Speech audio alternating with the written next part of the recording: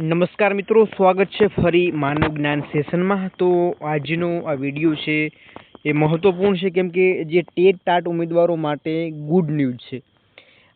જે ઉમેદવારો લાંબા સમયની રાહ જોઈને બેઠેલા હતા કે ભરતી ક્યાં સુધીમાં આવે, તો આજે એક સરસ મજાની ભરતી આવી ગઈ છે અને જે લોકો બેઠા છે એમના માટે તો એક આ વરદાન સ્વરૂપે છે એમ કે શિક્ષક બનવાનો એમનો મોકો છે એ મળી રહ્યો છે।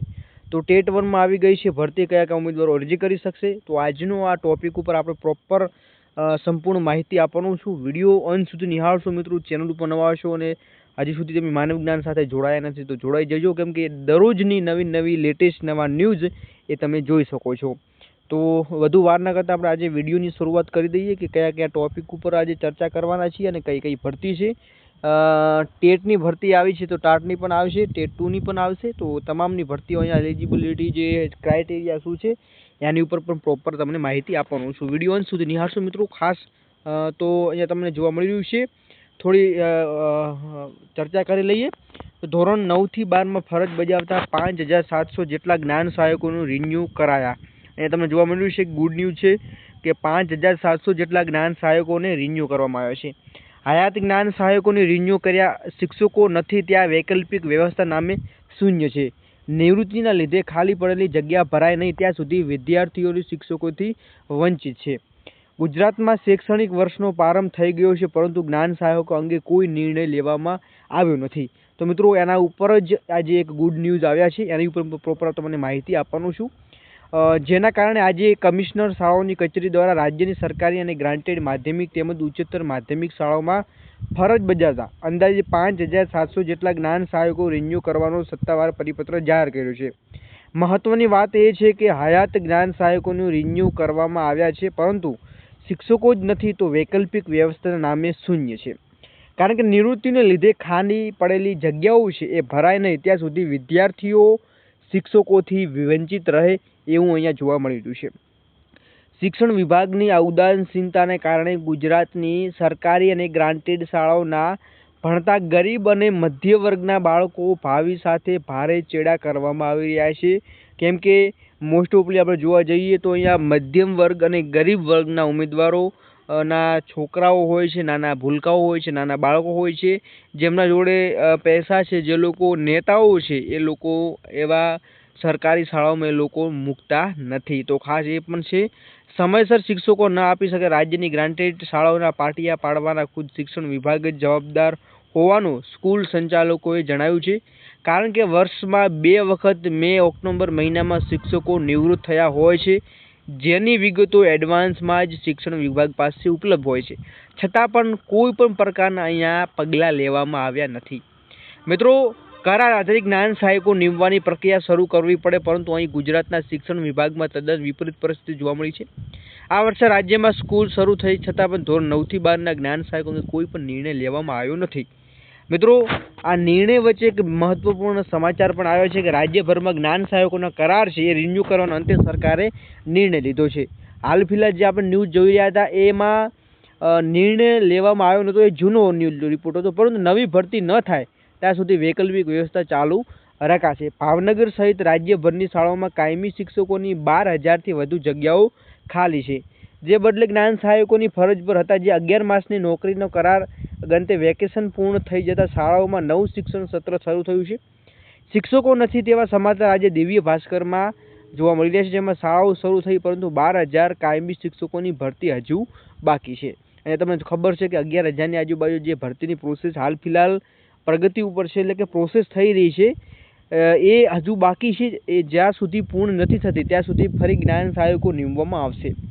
સૌરાષ્ટ્ર સમાચાર પ્રકાશિત થવાની સાથે શિક્ષણ વિભાગને તાત્કાલિક આ નિર્ણય કરવામાં આવ્યો છે કે નવા શૈક્ષણિક વર્ષ 2026-27માં રાજ્યની સરકારી અને ગ્રાન્ટેડ માધ્યમિક ઉચ્ચતર માધ્યમિક શાળાઓમાં અભ્યાસ કરતા વિદ્યાર્થીઓ માટે મોટા સમાચાર સામે આવ્યા છે, જે મુજબ શાળાઓમાં જ્ઞાન સહાયકોનો કરાર રિન્યૂ કરવા સરકારની મંજૂરી બાદ કમિશનર કચેરી દ્વારા રાજ્યના તમામ જિલ્લા શિક્ષણ અધિકારીને પરિપત્ર જાહેર કરી દેવામાં આવ્યો છે। તો મિત્રો, આ નિર્ણય છે એ મહત્વપૂર્ણ લીધેલો છે, કેમ કે આપણને ખબર છે કે જે શિક્ષણ કથળી રહ્યું છે, જેના કારણેથી શિક્ષકો હાલ ફિલહાલ આપણા પાસે ઉપલબ્ધ નથી, જેના કારણે થઈ આ જે જ્ઞાન સહાયકનો નિર્ણય લીધો છે એ પણ એક મહત્વપૂર્ણ નિર્ણય હોઈ શકે છે.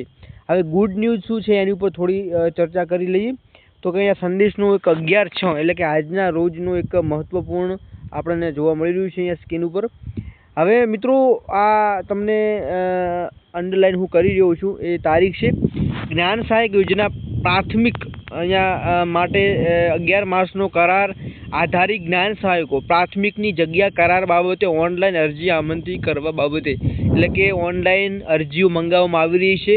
માસિક તમને પગાર 21,000 રૂપિયા આપશે ને વયમર્યાદા મિત્રો આપણને ખબર છે કે 48 વર્ષ કરવામાં આવી છે જે 40ના બદલે.